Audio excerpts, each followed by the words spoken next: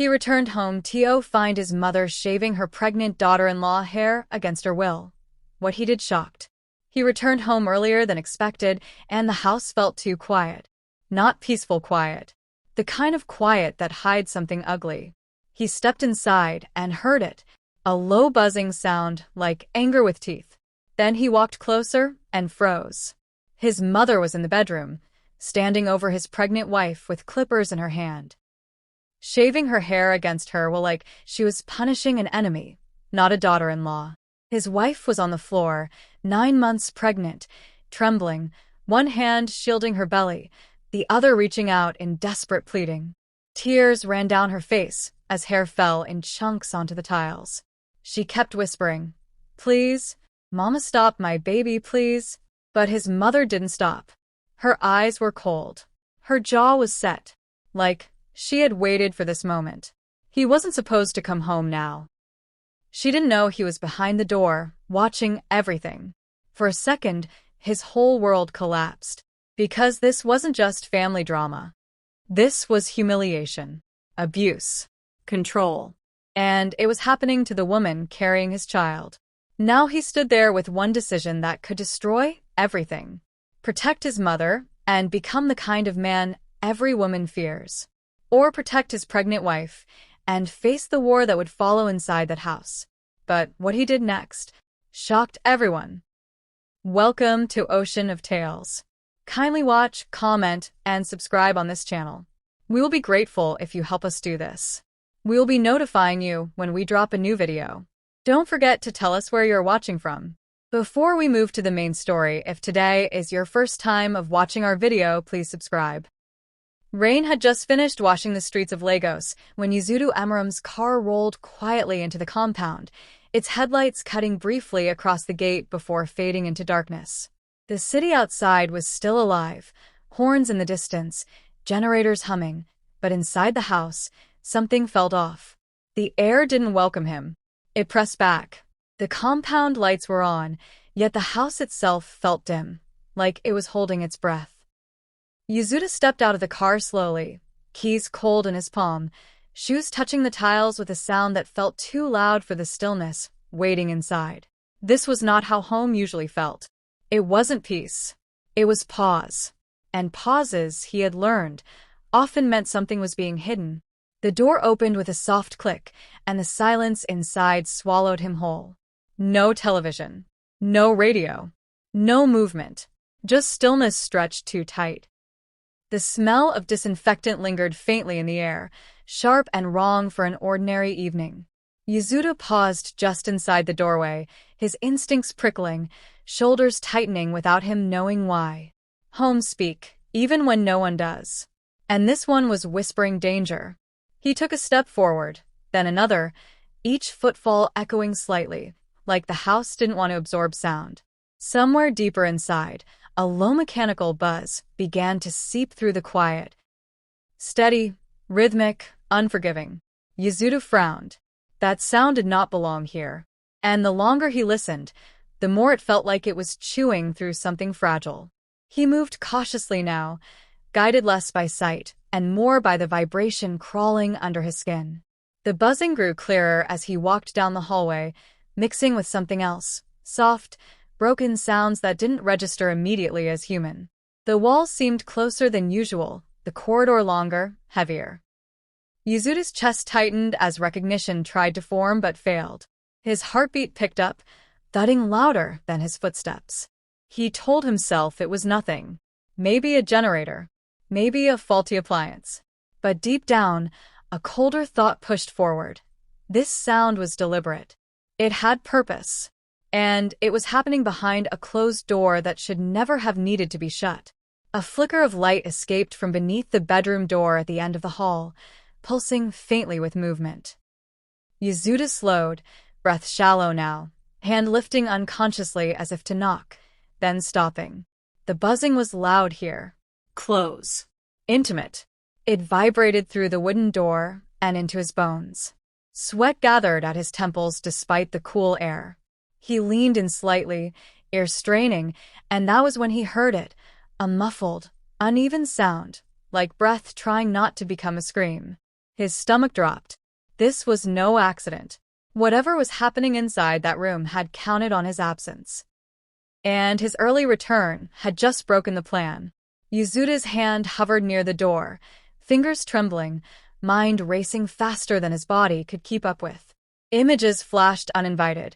His wife Janeth Yilo resting earlier that morning, heavy with pregnancy, quiet but smiling. His mother, Nkem Yuzudu, composed as always, her authority unquestioned in that house. None of it fit with the sound now drilling into his skull. The buzzing didn't pause. It didn't hesitate. It continued like it had permission. Like it had done this before. Yuzudu swallowed hard, the taste of metal rising in his mouth, as a single terrifying thought locked into place. Whatever waited behind that door was something he could never unsee. Time stretched strangely as he reached for the handle, the house seeming to lean in around him. The hallway lights flickered once, then steadied, casting long shadows that clung to the walls like witnesses.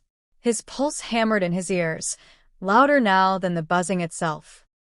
He realized, with a sudden clarity that hurt, that timing had chosen sides tonight. If he had arrived 10 minutes later, this moment would have finished without interruption. If he had arrived 10 minutes earlier, it might never have started. The door felt colder than it should have beneath his palm, as if it already knew what it guarded. Yuzudu pushed the door open slowly, just enough for the sound to explode into the hallway. And in that instant, before his eyes even adjusted to the light, his entire understanding of family began to collapse, because what he was about to see would force him to choose between blood and conscience in a way no man ever prepares for. Light flooded Yuzudu Emeram's eyes the moment the door opened wider, harsh and unforgiving, exposing a scene that did not belong in a family home. The buzzing sound exploded into clarity, sharp and violent now, bouncing off tiled walls and expensive furniture that suddenly felt meaningless. The bedroom smelled wrong, burnt hair, antiseptic, fear. The air was thick, heavy, like it had been used too many times for silence. Yuzuda's breath caught in his throat as his vision adjusted, and his body froze on instinct, because nothing prepares a man to see cruelty wearing a familiar face. At the center of the room stood Nkem Yuzudu, his mother, spine straight, shoulders squared, electric clippers clenched firmly in her hand. Her wrapper was neatly tied, her blouse smooth, not a strand of her own hair out of place. This was not chaos. This was control. The clippers moved with practiced confidence, not rushed, not shaking. Each stroke was intentional, authoritative, and on the floor beneath her, on cold tiles meant for bare feet and morning prayers, was Janeth Yilo, his wife, his pregnant wife, reduced to a position no woman should ever be forced into inside her own home. Janeth's body trembled violently, her large belly pressed protectively against the floor as if she could hide the unborn child inside her from what was happening above. One arm curved instinctively around her stomach, shielding life, while the other reached outward in weak, broken motions that spoke of exhaustion rather than resistance. Hair littered the tiles around her like fallen feathers, dark against the white floor, scattered evidence of humiliation already completed and still ongoing. Yuzudu felt his chest tighten painfully as he realized this wasn't the beginning of the act. This was the middle, maybe even the end. Nkem's face was calm, not angry, not rushed. Calm in a way that terrified Yuzudu more than rage ever could. Her jaw was set with certainty, eyes narrowed not in hatred but in justification. She believed she was right. She believed this moment was necessary. The clippers buzzed steadily as they passed over Janeth's head again, stripping away what little dignity the woman had left. There was no shouting, no drama, just methodical cruelty dressed up as correction. Yuzuda felt something inside him crack quietly as he realized how deliberate this was. The bedroom itself seemed to recoil. The curtains fluttered slightly from the fan above, carrying the smell of burnt hair deeper into the house. The bed, once a place of rest, of whispered plans and quiet hope, stood nearby untouched, watching like an unwilling witness. Blood relations had redrawn the rules of this room without consent. Yuzuta's eyes moved uncontrollably, scanning every detail, every sign that this had happened before. A towel on the chair. A small bowl on the floor. Prepared tools. Preparation meant planning. Planning meant history. Yuzuta felt heat rush to his head, then drain just as fast, leaving behind a cold clarity that frightened him. This wasn't discipline gone wrong. This wasn't a misunderstanding. This was power being enforced. His mother had turned the bedroom into a courtroom where she was judge, jury, and executioner. And Janeth, pregnant and defenseless, had been sentenced without trial. Yuzuta's hands curled into fists at his sides as the truth hit him with brutal force. The woman carrying his child had been suffering in silence long before today. As the clippers moved once more and another lock of hair slid down Janeth's shoulder onto the tiles, Yuzuta took his first step into the room, and with that step, the balance of power shifted slightly, because what he was about to do next would decide whether this scene ended as another secret or the beginning of a war that would tear the family apart. The cold of the tiled floor pressed mercilessly into Janeth Yellow's skin as her body curled inward, instinctively folding around the life growing inside her. Every nerve in her body was alert, not to pain alone, but to danger. Her breathing came in shallow, uneven bursts, fogging the space just above the floor, as if she was trying to disappear into it. The room loomed above her, tall and unforgiving, while gravity itself seemed to side against her swollen body. Pregnancy had already taken so much strength from her, yet in that moment, it was also the only thing anchoring her to survival. Her hand trembled as it stayed locked over her belly, fingers spread wide, protective, desperate. It wasn't a conscious decision, it was instinct older than fear. Every movement above her felt amplified, every vibration from the clippers sending panic racing through her spine. Janeth's other arm stretched outward weakly, not in rebellion, but in surrender, a quiet plea shaped by exhaustion rather than hope. This was not her first moment on this floor.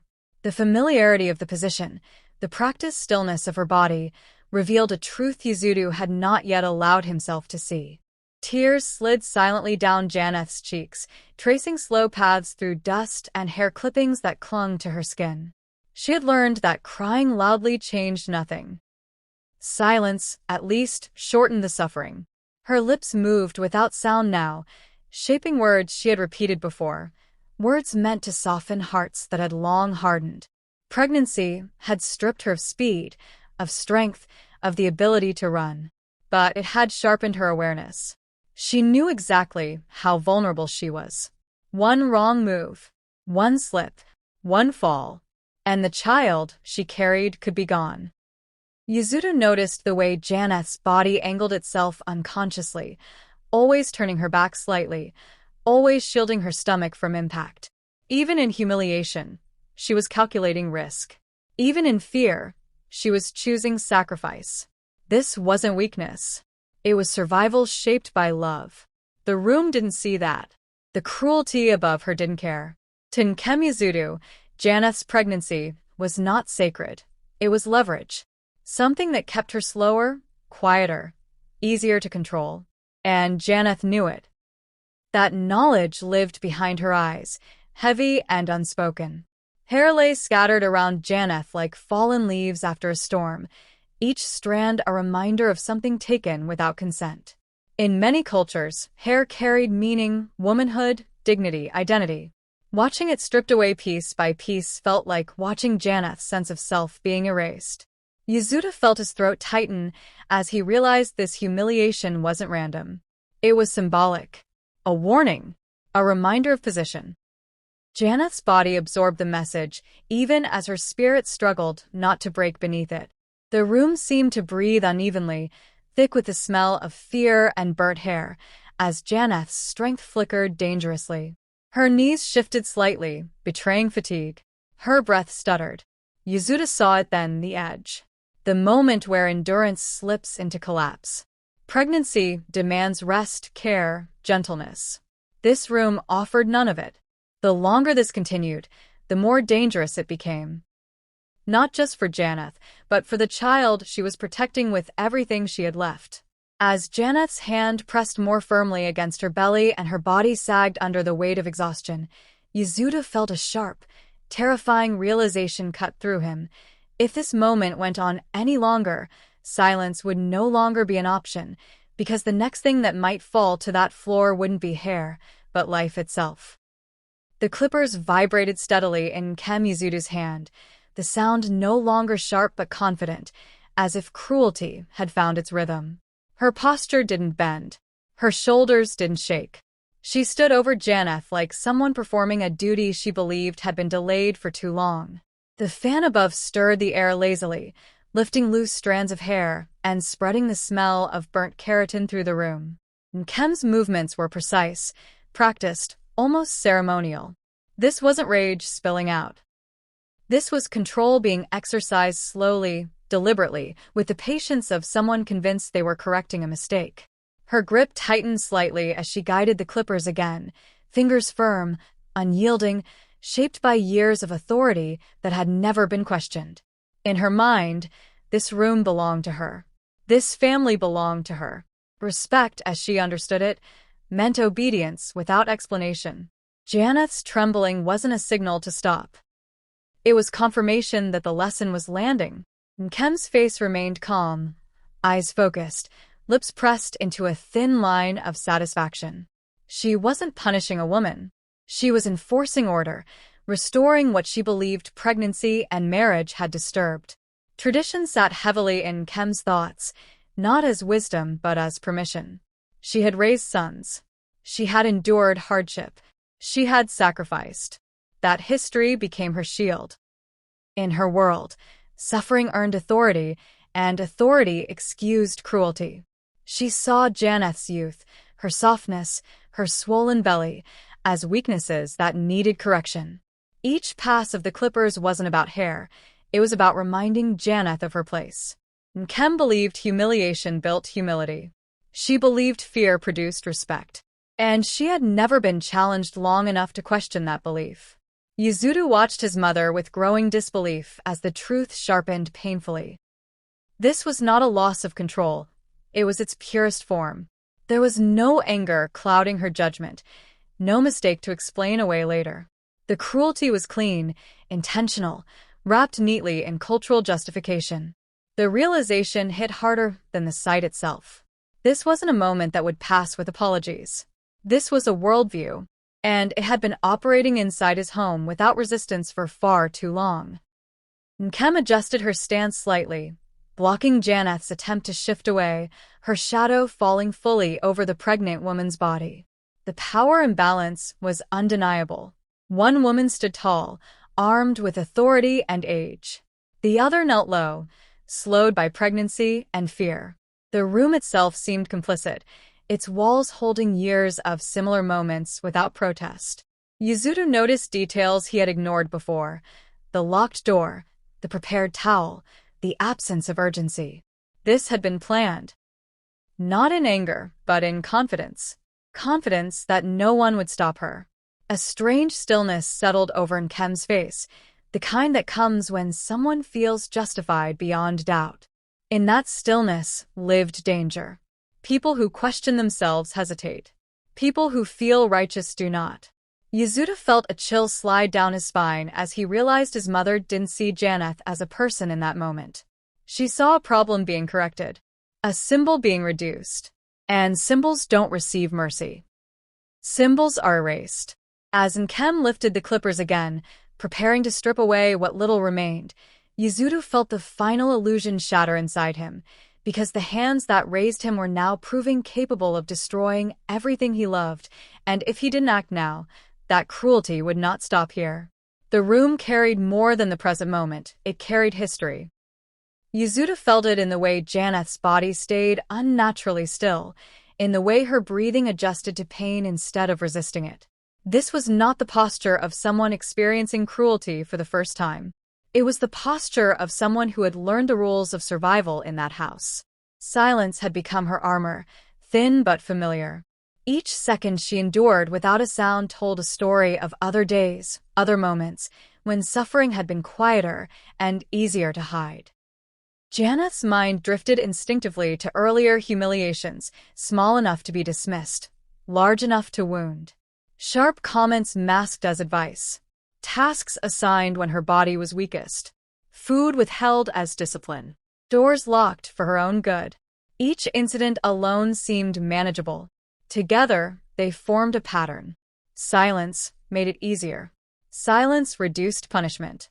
Silence preserved the illusion of peace. She had learned that speaking only invited escalation.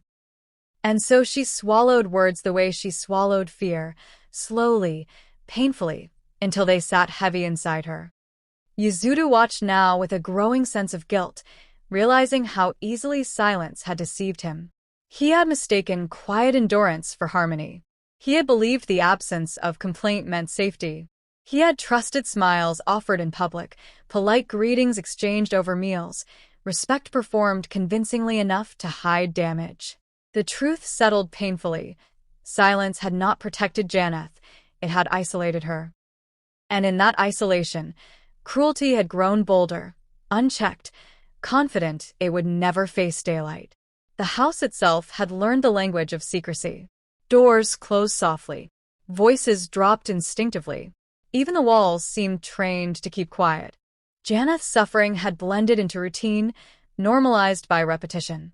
Her pregnancy, instead of softening treatment, had intensified it. Vulnerability made her easier to control, easier to punish without resistance. Silence became a strategy not just for survival, but for protecting her unborn child from worse outcomes. Each day she stayed quiet was a gamble that tomorrow might be gentler. Yuzuru's chest tightened as he noticed the subtle signs, the way Janeth flinched before the clippers touched her scalp, the way her body braced before commands were even issued. Fear had trained her reflexes ahead of pain. That kind of fear doesn't form overnight. It grows slowly, fed by repeated moments where speaking changes nothing. Silence had not been chosen because she was weak. It had been chosen because it seemed safer than hope. The danger of silence revealed itself now, fully and terrifyingly. Janeth's body was reaching its limit. Her strength flickered. Her breath faltered. Silence had carried her this far, but it could not carry her further. Yuzuru saw the edge clearly. One more minute, one more act of cruelty, and endurance could collapse into tragedy. Silence, once a shield, had become a threat. And the cost of maintaining it was rising faster than anyone could pay. As Janeth's body sagged slightly and her hand pressed harder against her belly, Yuzuru understood with devastating clarity that silence had nearly killed the woman he loved, and if he didn't break it now, the next consequence would be irreversible. The air in the room tightened as Yuzuru Emeram took another step forward, his shoes scraping softly against the tiles, the sound louder than it should have been.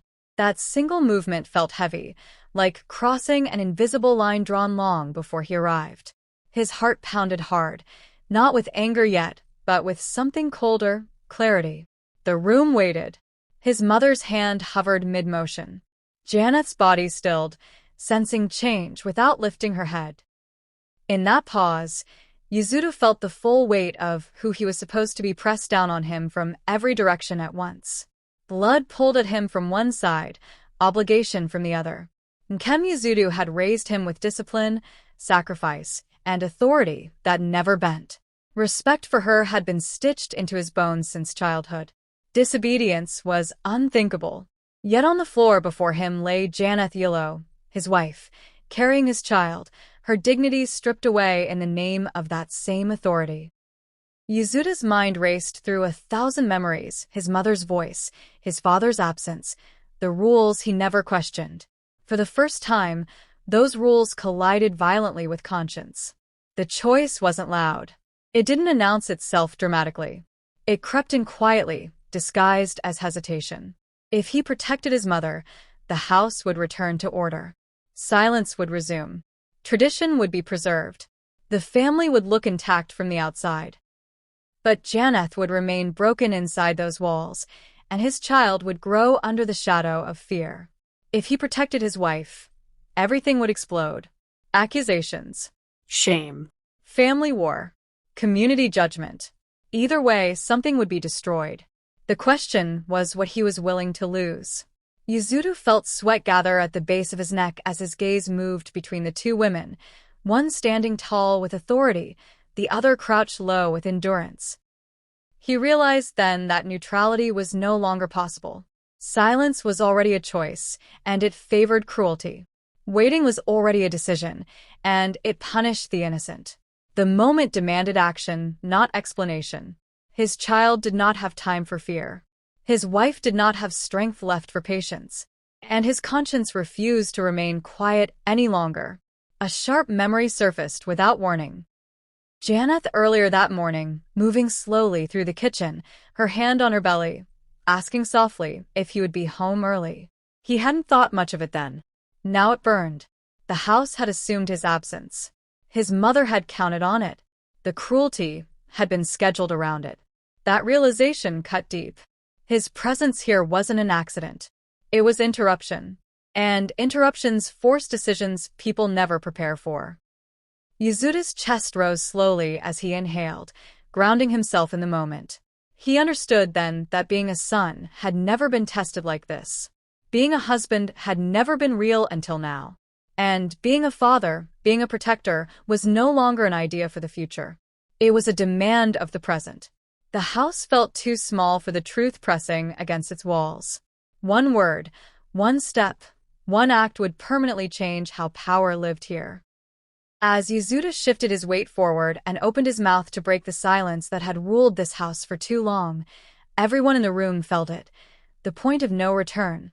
Because whatever he did next would not just choose sides, it would rewrite the meaning of family forever. Outside the house, Lagos carried on like nothing was wrong. Generators hummed. A distant car horn laughed at the night. Somewhere down the street, a neighbor's television flickered through an evening show, bright and careless. Yuzuru felt the weight of that normalcy pressing against the walls, mocking the horror unfolding inside.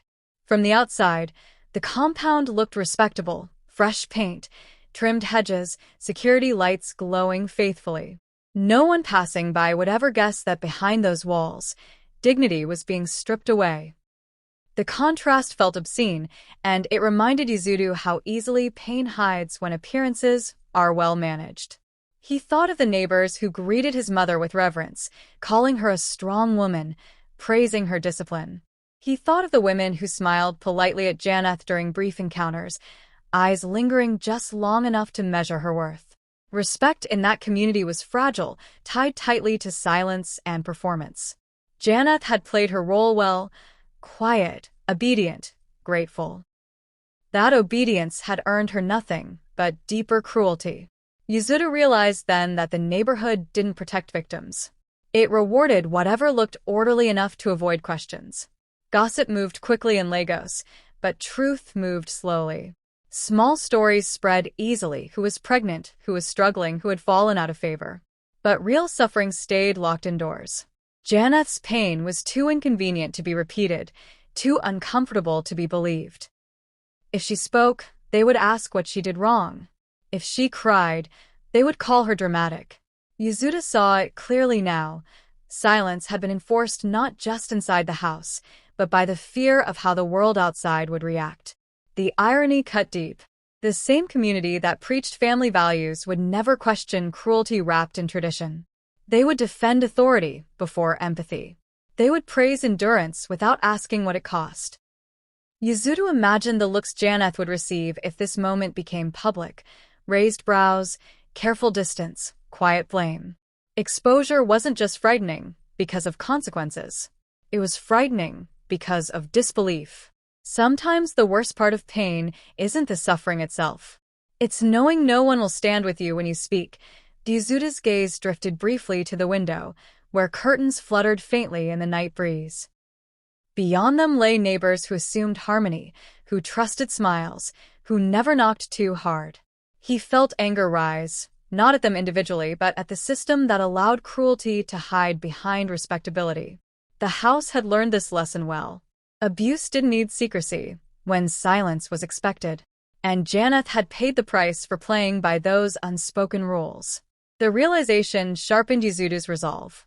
If this stayed hidden, it would happen again. If the truth never left the bedroom, nothing would change. Power depended on privacy. Cruelty thrived where witnesses were absent. The neighbors didn't know, but that ignorance was exactly what had made this possible. Yasuda felt the weight of responsibility shift again, heavier now. Breaking the cycle would mean breaking the illusion. And illusions don't fall quietly. As Yasuda turned his attention back toward the room, understanding fully what exposure would cost and what silence would destroy, one truth settled firmly in his chest. If he acted now, the whole world would eventually know, and there would be no going back once the truth stepped outside that door. The room seemed to inhale sharply as Yasuda Emura moved fully inside, his presence no longer a shadow at the doorway, but a fact standing between cruelty and its target. The sound of his shoes against the tiles was soft, yet it landed with weight, shifting the atmosphere instantly. The clippers hesitated, not because they were turned off, but because something in the room had changed. Janeth felt it before she saw it, her shoulders stiffening slightly, her breath catching in a way that spoke of hope trying not to rise too fast. Yasuda's body blocked the space where silence had ruled, and for the first time, the power in that room felt uncertain. Yasuda straightened his back slowly, not in aggression, but in resolve. His presence filled the space without noise, the way authority does when it finally remembers itself. He did not rush. He did not shout. He simply stood there, eyes steady, breathing controlled, grounding himself in the reality of what he was seeing. This wasn't the moment for anger. Anger would turn into chaos. This moment demanded clarity. His gaze moved from the clippers to his mother's face, then down to Janeth on the floor. The contrast between them carved a line through his chest he could no longer ignore. The clippers finally went silent, not because Nkem had surrendered them, but because Yasuda's hand closed firmly around his mother's wrist. The vibration cut off mid-motion, leaving behind a ringing stillness that felt louder than the noise before it. The sudden quiet pressed against everyone in the room, thick and uncomfortable. Janeth's body jolted at the absence of sound, as if her nervous system hadn't yet learned it was safe to breathe again. Yasuda felt the weight of that small action settle heavily. It was the first boundary ever drawn in that room. Nkem's eyes widened slightly, more from disbelief than fear. No one had ever stopped her before. Yasuda's grip wasn't violent, but it was unyielding, a firm refusal rather than an attack. The power she had wielded so easily seconds ago faltered, unsure where to land. Yasuda felt his pulse steady as he realized something important. Authority does not disappear when challenged, but it does weaken. And once weakened, it cannot return unchanged. Janeth slowly lifted her head, disbelief written across her face, tears clinging to her lashes. She didn't move yet. She didn't trust the silence. Years of learned caution kept her still, afraid that hope might provoke another strike. Yasuda noticed this and felt a sharp ache in his chest. The damage wasn't just physical. It lived in her reflexes now. Protecting her would take more than stopping the moment. It would require undoing the fear that had been taught into her bones. Yasuda released the clippers and placed them deliberately on the bedside table, the plastic clicking softly against the wood. That small sound echoed like a verdict. The tool that had enforced cruelty now sat harmless, powerless. The room felt exposed, stripped of excuses. Yasuda positioned himself between his mother and his wife fully now, shoulders squared, stance firm. There would be no continuation of what had begun. Not today. Not ever again. As Yasuda reached down toward Janeth, his presence offering safety for the first time inside that room, Nkem's shock hardened into something darker. And in that shift, Yasuda understood that stopping the act was only the beginning, because resistance had just awakened a storm no one in that house had prepared for. The air shifted sharply as Nkem Yasuda straightened, her shock hardening into something brittle and dangerous. The room felt smaller now, corners closing in, as if the walls themselves were listening. Her authority had always filled spaces effortlessly, but in this moment it stumbled, unsure where to land. Yasuda felt it too. The tremor beneath her stillness, like a pillar discovering it was no longer load-bearing. The fan continued its lazy rotation overhead, but the calm it pretended to offer was a lie. Something had broken, and it wasn't going back together the same way. Nkem's posture changed subtly, spine tightening, chin lifting, eyes narrowing with a focus sharpened by disbelief. This was not how the story went in her head. Sons did not interrupt. Sons did not block. Sons did not choose wives over mothers. Her power had been built on predictability, on obedience practiced until it felt natural. Resistance was unfamiliar territory. It rattled her not because it hurt her pride, but because it threatened the structure she had lived inside for decades. Control had always been her language. Now, someone had answered her in a dialect she didn't recognize. Yasuda stood his ground, feeling the weight of years pressing against his chest. He could almost hear the echoes of childhood lessons. Respect, silence, endurance, stacked neatly like rules that once made sense. But in the presence of Janeth's trembling body, those rules collapsed. He saw his mother's power for what it was, not strength, but habit reinforced by fear. And habits, once interrupted, panic. The realization steadied him. If fear had built this authority, courage could dismantle it. Nkem took a step forward, testing the space, expecting Yasuda to retreat, as he always had. He didn't. The pause that followed was heavy, humiliating in its own way. Authority thrives on expectation. When expectation fails, it stumbles. Nkem's eyes flashed with something close to rage, then calculation. She searched for the old Yasuda, the compliant one, the one who would lower his gaze. He was gone, and that absence frightened her more than open defiance ever could. Janeth watched from the floor, her body still coiled with caution, her mind struggling to accept what her eyes were seeing. This resistance felt unreal, fragile, like something that could vanish if she moved too quickly. She had learned not to trust sudden kindness. Power had always returned before. Yasuda sensed her hesitation and felt a sharp resolve settle inside him. This moment could not be temporary. Temporary protection would only make future punishment worse. Whatever he had started, he would have to finish. Nkem's face tightened as the room refused to bend back into its familiar shape. The tools prepared for control now sat useless. The silence no longer obeyed her. For the first time, she felt exposed, not as a mother, not as an elder, but as a woman whose authority depended entirely on never being questioned. And now she had been questioned. In that exposure lived fear, and fear quickly looks for a way to regain dominance. As Nkem's composure cracked just enough to reveal desperation beneath it, Yasuda understood the truth with chilling clarity. Resistance had not ended the danger. It had transformed it, and the next move would determine whether this power collapsed quietly or lashed out before it fell. The bedroom door stood open now, and with it, the boundary that had kept cruelty contained began to dissolve.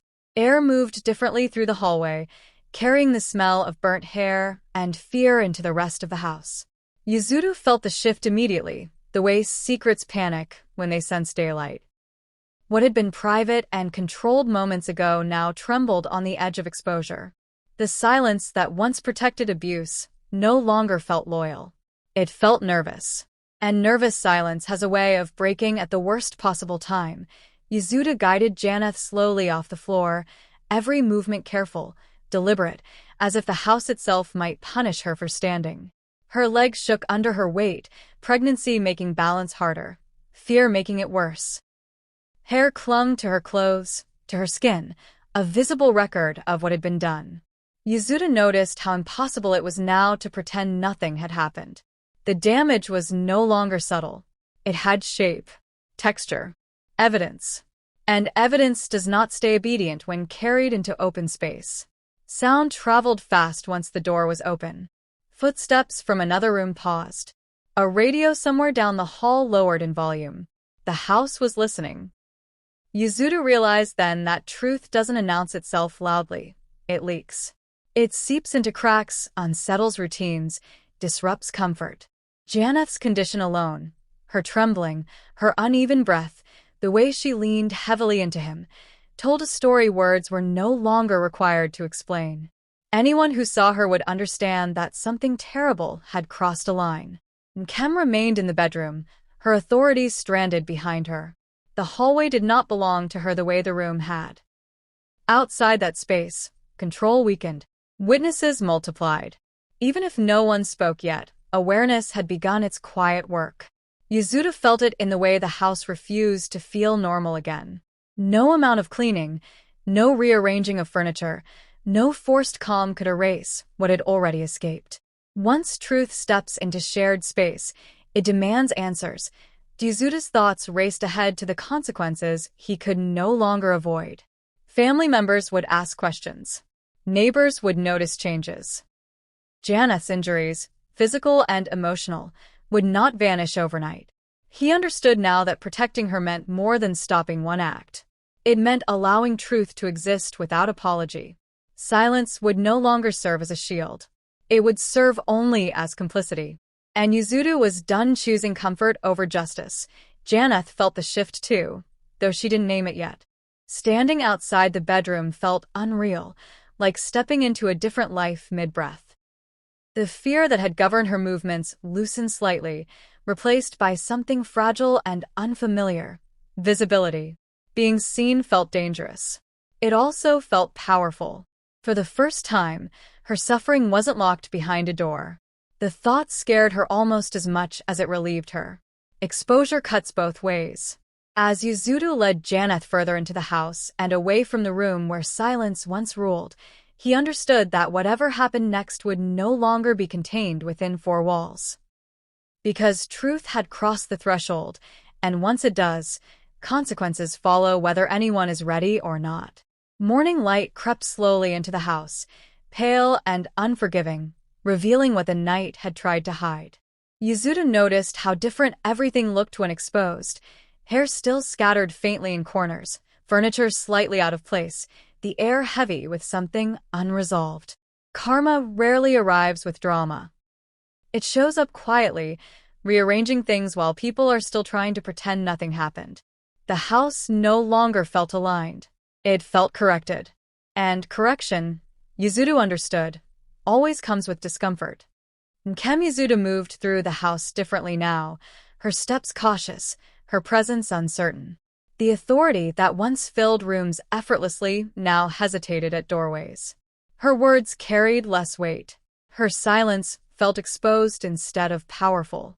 Yasuda watched her carefully, recognizing the shift not as punishment, but consequence. Respect withdrawn is louder than confrontation. The woman who once commanded fear now faced something unfamiliar, irrelevance. And irrelevance cuts deeper than anger ever could. Janeth's body bore the aftermath, but her spirit had begun a quiet recalibration. Resting on the couch, wrapped in a light cloth, she stared at the ceiling with a look Yasuda had never seen before. Not fear, not surrender, but awareness. She was no longer waiting for permission to exist safely. The trauma hadn't disappeared. It lingered in her flinches, her guarded movements. But something inside her had shifted permanently. She had been seen. And once seen, invisibility can never fully return. Yasuda carried guilt heavily now, replaying every moment he had missed, every silence he had misread. Karma didn't accuse him. It reminded him. It placed consequences in his hands without offering relief. Protecting Janeth now meant long-term commitment, not a single heroic act. It meant choosing discomfort repeatedly. He realized then that justice isn't about one moment of courage. It's about consistency after the moment passes. And consistency demands sacrifice. Nkem attempted to regain control in small ways, through routine, through familiarity, through tradition, but nothing landed the same. The house resisted returning to its old shape. Family dynamics had shifted irreversibly. The respect she once commanded without question now required justification. And justification, once demanded, is rarely satisfied. Karma doesn't argue. It reveals. And what it revealed about Nkem's authority could not be unseen. Janeth felt safety settle slowly, cautiously, like something testing the ground before committing its weight. Each hour that passed without cruelty rewired her sense of normal. Healing didn't rush in. It crept. But it came. The child inside her moved gently, reminding her that survival had meaning beyond endurance. For the first time, the future felt possible, not perfect, but reachable. And that possibility was itself a form of justice. As the house adjusted to its new reality, Yuzuru understood that karma had already done its work, not with spectacle, but with permanence, because nothing inside those walls could ever return to how it was before, no matter how desperately anyone tried. Evening returned to the house softly, the kind of calm that comes after something irreversible has settled. The walls stood the same, the furniture unchanged, yet nothing felt familiar anymore. Yuzuru sensed it in the way silence moved now. Not threatening, not watchful, but reflective. This was not the silence of fear. It was the silence of consequence. The house had learned something about itself, and once a place learns, it cannot forget. Homes remember. Families remember. And memory reshapes behavior, whether people want it to or not. Janeth Yellow moved slowly through the living room, her steps careful, her body still heavy with pregnancy, but her presence different. She no longer folded herself small. She no longer moved like someone asking permission to exist. The scars were still there, visible and invisible, but so was awareness. She had crossed a line that could not be crossed back into silence. Being protected once had changed her understanding of what was possible. Safety, she realized, was not something she had imagined. It was something that should have existed all along. Yuzuru watched her quietly, carrying a lesson heavier than guilt. He understood now that being a good man is not proven by intention, but by interruption, by stepping in when power is misused, even if it costs comfort, approval, or peace. He had learned that loyalty without conscience becomes complicity, and respect without accountability becomes cruelty. The house had not needed a hero. It had needed a boundary. And boundaries, once drawn, teach everyone where harm must stop. Nkem Yuzuru sat alone later that night, surrounded by the same traditions that once justified her authority. But tradition, stripped of unquestioned obedience, felt hollow. For the first time, she was forced to sit with herself without the protection of fear or silence. Authority that depends on intimidation cannot survive exposure. What remained was not punishment, but reflection, and reflection is often the beginning of reckoning, whether welcomed or resisted. The lesson extended beyond that house, beyond that family. It lived in every home where silence is mistaken for peace, where endurance is praised instead of protected, where tradition is used to excuse harm. The story was not rare. It was familiar. That familiarity made it dangerous. Because what feels normal is often left unchallenged the longest. And unchallenged cruelty does not fade, it grows. Yuzuru knew the future would not be simple. Healing rarely is. Trust would take time. Fear would resurface. Conversations would be difficult. But something fundamental had shifted. The line had been drawn. The child Janeth carried would be born into a home that had learned, painfully, where loyalty truly belongs. Protection was no longer a promise. It was a standard. And so the question lingers, quiet, uncomfortable, unavoidable, for every family watching this story unfold. When power is misused inside your home, who do you protect? Because the answer to that question does not just shape one moment, it defines who you become long after the silence is broken. If you were the one that was humiliated in this video, and God being so kind later saved you from the hands of your enemies, what will be your reaction towards your oppressors? Comment and subscribe on this channel. Let us know your mind.